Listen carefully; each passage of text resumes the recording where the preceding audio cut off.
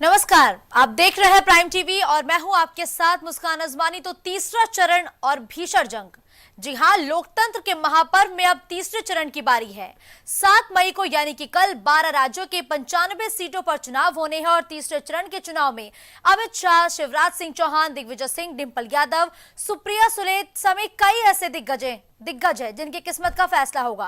अब तक देश में लोकसभा के पहले चरण में 21 राज्यों के 102 सीटों पर मतदान हुआ। फिर 26 अप्रैल को दूसरे चरण में 88 सीटों पर वोटिंग हुई, जिसके बाद अब 7 मई को तीसरे चरण की बारी है। और इन दोनों ही चरणों में कुल 190 सीट ऐसी थी जहां पर जनता ने अपने मत का इस्तेमाल करा। और जब कल यानी कि 7 मई को तीसरे चरण की जनता अपने मत का इस्तेमाल करेगी तो इसके साथ ही तकरीबन आधी लोकसभा की सीटों पर चुनाव संपन्न हो जाएंगे और कई दिग्गजों की किस्मत का फैसला हो चुका होगा। वहीं लगातार 95 सीटों पर तो चुनाव होंगे।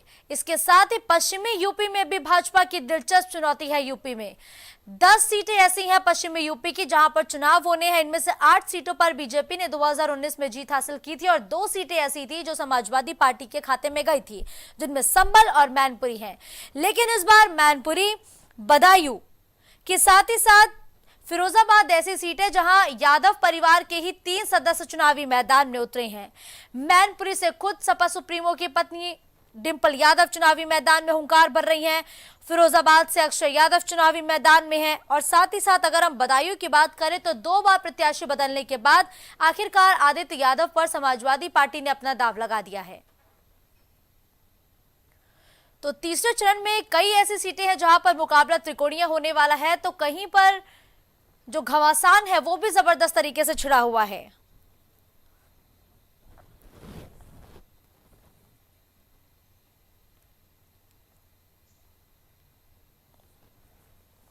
तो संभल, हाथरस, आगरा, फतेहपुर सीकरी, फिरोजाबाद, मैनपुरी, एटा, बदायूं, आंवला, बरेली, ये पश्चिमी यूपी की ऐसी सीटें हैं जहां पर कल वोट डाले जाएंगे। 10 सीटें कुल हैं जहां पर कल जनता अपने घरों से बाहर निकलकर अपने मताधिकार का इस्तेमाल करेगी। वहीं इन 10 सीटों में से 8 सीटें ऐसी थी जो 2019 में बीजेपी के पास थी और 2 ऐसी सीटें थी जो समाजवादी पार्टी के पास है।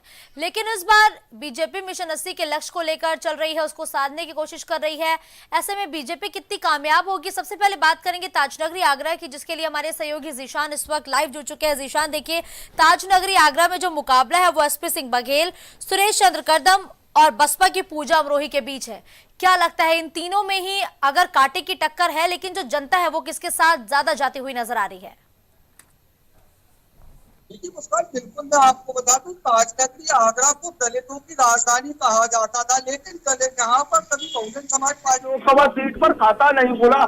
हालांकि बहुजन समाज पार्टी की फाइट दूसरे नंबर पर रहती थी, लेकिन इस बार बहुजन समाज पार्टी से वोटर काफी नाराज देखे जा रहा है। वही अगर हम दलितों की बात करें तो बहुजन समाज पार्टी का वोट बैंक कहा जाता था, तो बहुजन समाज पार्टी से दलित भी और मुस्लिम भी जो बड़ी संख्या में वोट करते थे, लेकिन वे नाराज देखे जा रहे हैं। वही अगर हम बात करें समाजवादी के प्रत्याशी सुरेश करदम की, तो सुरेश करदम और एसपी सिंह बघेल की आगरा में फाइट देखी जाएगी, क्योंकि एसपी सिंह बघेल केंद्रीय राज्य मंत्री है और पार्टी ने उनके ऊपर दोबारा से भरोसा जताया है। तो कह सकते हैं कि एसपी सिंह बघेल और सुरेश करदम जो सपा के प्रत्याशी है, आगरा में उनकी फाइट देखी जाएगी। पूजा अमरोही जो मैदान में है बीएसपी की तरफ से, पूजा अमरोही की हमने तमाम शहर में लोगों से बातचीत की। लोगों का साफ तौर से कहना है कि बसपा ने ऐसा कैंडिडेट उतारा है जिसको आगरा के लोग जानते ही नहीं है और वो चुनाव प्रचार में भी कहीं नजर नहीं आई। तो कह सकते हैं कड़ा मुकाबला जो रहेगा वो भारतीय जनता पार्टी के प्रत्याशी एसपी सिंह बघेल और सुरेश करदम के बीच रहेगा। देखिए, लगातार कई ऐसे मुद्दे हैं जिस पर मुखर होकर बीजेपी के नेता वोट मांगने पहुंचते हैं, चाहे वो राम मंदिर की बात हो, देखिए अब तो मंगलसूत्र, विरासत पर भी तमाम कई ऐसे अनर्गल मुद्दे हैं जिस पर सियासत हो रही है। लेकिन जो ताजनगरी आगरा के वो कौन से मुद्दे हैं जीशान जो एक बहुत बड़ा रोल प्ले कर सकते हैं इस चुनाव में? देखिए बिल्कुल मैं आपको बता दूं, कहीं ना कहीं जो भारतीय जनता पार्टी के प्रत्याशी हैं, पहले 5 साल में सांसद रहे, दोबारा पार्टी ने उनके ऊपर भरोसा जताया है। हालांकि आगरा से कोटी मीना बाजार से देश के प्रधानमंत्री ने 2014 में हुंकार भरी थी और आगरा की जनता से बड़े बड़े वादे और दावे किए थे। उन्होंने आगरा को बैराज देने की बात कही थी, इंटरनेशनल एयरपोर्ट देने की बात करी थी, खंडपीठ देने की बात कही थी। तो कहीं ना कहीं जो जनता है आगरा की कहीं ना कहीं नाराज भी देखी जा रही है। तो इसका खामियाजा एचपी सिंह बघेल को भुगतना पड़ेगा। तो वहीं अगर हम इंडी गठबंधन की बात करें, सुरेश कर्दम जो सपा से प्रत्याशी है, सुरेश कर्दम का यहाँ पर बड़ी संख्या में समर्थन भी देखा जा रहा है, क्योंकि सुरेश कर्दम जो सपा से प्रत्याशी है वो हर क्षेत्र में उन्होंने जनसंपर्क भी किया है। तो तमाम जो कह सकता है कि मुस्लिम समाज की आगरा की लोकसभा सीट पर अहम भूमिका रहती है, क्योंकि 2,70,000 वोटर मुस्लिम समाज का है। तो इस बार पूरा मुस्लिम समाज का जो वोट है आगरा का, वो इंडी गठबंधन के प्रत्याशी सुरेश कर्दम पर पड़ेगा। वहीं अगर हम बात करें, लेकिन देखिए, अगर जिशान हम बात करें तो प्रधानमंत्री मोदी ने पूरी कोशिश की कि जो वोटर्स का डिवाइडेशन है वो ना होने पाए, लेकिन उसके बावजूद भी अगर धरातल की स्थिति आप ज्यादा बेहतर जानते हैं कि आप भी यही कह रहे हैं कि जो मुस्लिम वोटर्स है वो कहीं ना कहीं इंडिया गठबंधन की तरफ ज्यादा जाता हुआ नजर आ रहा है। और अगर वाकई ऐसा होता है कि मुस्लिम वोटर्स के सभी वोट इंडिया गठबंधन को पड़ते हैं, तो ये बीजेपी के लिए कितनी बड़ी चुनौती है फिर आगरा में। बिल्कुल, मैं आगरा की बात करें तो आगरा में भी भारतीय जनता पार्टी के प्रत्याशी और भारतीय जनता पार्टी के बड़े चेहरों को इंडी गठबंधन के प्रत्याशियों से खतरा है, क्योंकि बहुजन समाज पार्टी को मुसलमान और दलित पहले ही नकार चुके हैं।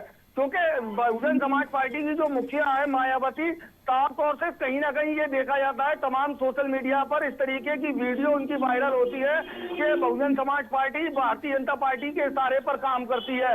और जो आज हमने लोगों से भी बात की तो साफ तौर से मुस्लिम समाज के जिम्मेदारों का भी यही कहना था कि बहुजन समाज पार्टी ने जो टिकट वितरण किए हैं वो अमित शाह के इशारे पे किए गए हैं, जो भारतीय जनता के पार्टी के प्रत्याशियों को जिताने का और मजबूत करने का काम करेंगे। तो मुस्लिम समाज की और दलित समाज की केवल एक ही मुद्दा है कि भारतीय जनता पार्टी को हराना है और इंडी गठबंधन को पूरा समर्थन करेंगे। आगरा की बात करें तो आगरा में दलित समाज और मुस्लिम समाज पूरा इंडी गठबंधन के समर्थन में है। वही अगर हम फतेहपुर सीकरी लोकसभा सीट की बात करें तो फतेहपुर सीकरी लोकसभा सीट पर भारतीय जनता पार्टी के बड़े चेहरों ने एड़ी चोटी का जोर लगा दिया है, क्योंकि लेकिन जिशान देखिए, अभी आपने जिक्र किया फतेहपुर सीकरी का, जो कि आगरा से बिल्कुल सटा हुआ है, लेकिन यहाँ बीजेपी की जो पार्टी है वो एंटी इनकम्बेंसी झेल रही है। देखिए, बिल्कुल मैं आपको बता दूं, राजकुमार चाहर जो किसान मोर्चा के राष्ट्रीय अध्यक्ष हैं, जो भारतीय जनता पार्टी के प्रत्याशी हैं, वो जनता के बीच में नहीं पहुंच पाए। और जनता, हमने तमाम जो फतेहपुर सीकरी के गांव हैं वहां पर लोगों से चर्चाएं की। प्राइम टीवी ने लगातार अपने दर्शकों को दिखाया। प्राइम टीवी के जरिए लोगों ने देखा कि गांव के जो लोग हैं वो भारतीय जनता पार्टी से कहीं ना कहीं नाराज नहीं दिखे थे, लेकिन जो प्रत्याशी है राजकुमार चाहर, उनसे काफी नाराजगी देखी गई थी, क्योंकि फतेहपुर सीकरी की त्रिकोणीय लड़ाई रहने वाली है। क्योंकि फतेहपुर सीकरी से जो विधानसभा एमएलए है बाबूलाल चौधरी, भारतीय जनता पार्टी के विधायक है, उनके बेटे ने निर्दलीय पर्चा भरा है और वो चुनावी मैदान में है। और वहीं अगर इंडी गठबंधन की बात करें तो इंडी गठबंधन से रामनाथ सिकरवार फौजी बाबा के नाम से मशहूर है, क्योंकि अभी प्रियंका गांधी ने वहां रोड शो किया था, हजारों की संख्या में जनसैलाब उमड़ा था।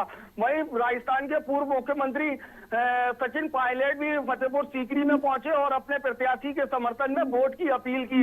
तो कह सकते हैं कि फतेहपुर सीकरी लोकसभा सीट पर भी इंडी गठबंधन का काफी दबदबा देखा जा रहा है। हालांकि भारतीय जनता पार्टी का पूरा फोकस फतेहपुर सीकरी लोकसभा सीट पर है। पहले प्रधानमंत्री आगरा पहुंचे, फिर उप मुख्यमंत्री पहुंचे, मुख्यमंत्री पहुंचे, रक्षा मंत्री राजनाथ सिंह पहुंचे। लगातार जो ताजनगरी आगरा की 2 लोकसभा सीट है वह फतेहपुर सीकरी लोकसभा सीट पर काफी ककमकस देखी जा रही है। लगातार भारतीय जनता पार्टी के बड़े चेहरे लगातार फतेहपुर सीकरी की जनता को मनाने की कोशिश कर रहा है। भारतीय जनता पार्टी के पक्ष में वोट की अपील भी की जा रही है। जी बिल्कुल ठीक है, धन्यवाद जिशान इस खबर पर हमारे साथ जुड़ते हुए तमाम जानकारी हमारे दर्शकों तक पहुंचाने के लिए।